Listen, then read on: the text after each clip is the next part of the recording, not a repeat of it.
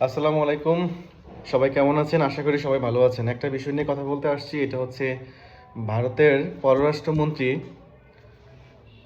আমাদের বাংলাদেশে আসছে। সাবেক প্রধানমন্ত্রী, অত্যন্ত জনপ্রিয় বেগম খালেদা জিয়ার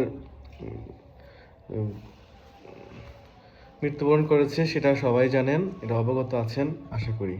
তো তিনার আহ, ভারত সরকারের পক্ষ থেকে শোকবার্তা নিয়ে আসছেন।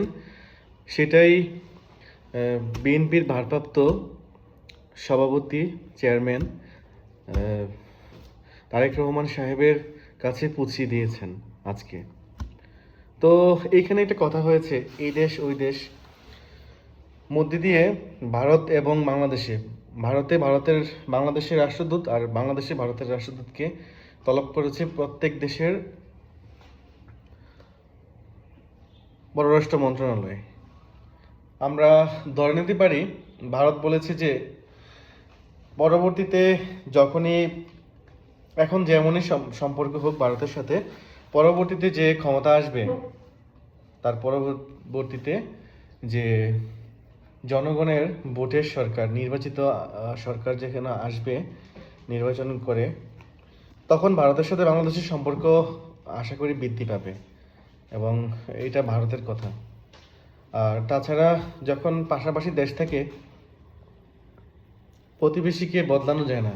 যে আমাদের জামাত ইসলামের নায়েবে আমির ডক্টর শফিকুর রহমান সাহেব, তিনিও বলেছেন প্রতিবেশীকে কখনো বদলানো যায় না, প্রতিবেশীকেও প্রতিবেশীর মতো আচরণ করতে হয়। যাই হোক, আশা করি আজকে যেটা হয়েছে সেটার উপর ডিপেন্ড করে বুঝতে পেরেছেন যে একটা বার্তা দিয়ে গেল ভারত, যে তোমাদের সাথে, বাংলাদেশের সাথে আমরা আছি সুখে দুঃখে। তাছাড়া সাবেক প্রধানমন্ত্রী বেগম খালেদা জিয়ার জানা যায় অংশগ্রহণ করার জন্য পাকিস্তানের স্পিকার, সংসদের স্পিকার এবং তার একটি প্রতিনিধি দল আসছে। তারপর ভুটানের রাজা আসছে, তারপর নেপাল থেকে আসছে, আরও বিভিন্ন দেশ থেকে আসছে, আরও অনেক দেশ থেকে আসছে।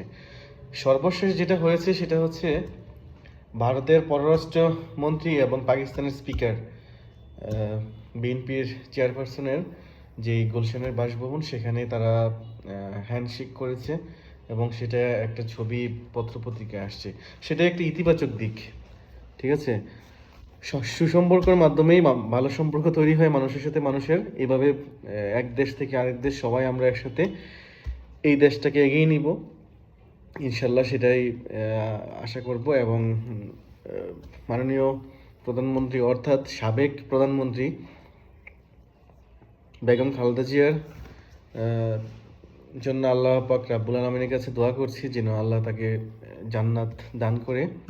উনি একজন ভালো মানুষ ছিল, দেশপ্রেমিক ছিল। আজ এই পর্যন্তই। ভালো থাকবেন। আসসালামু আলাইকুম।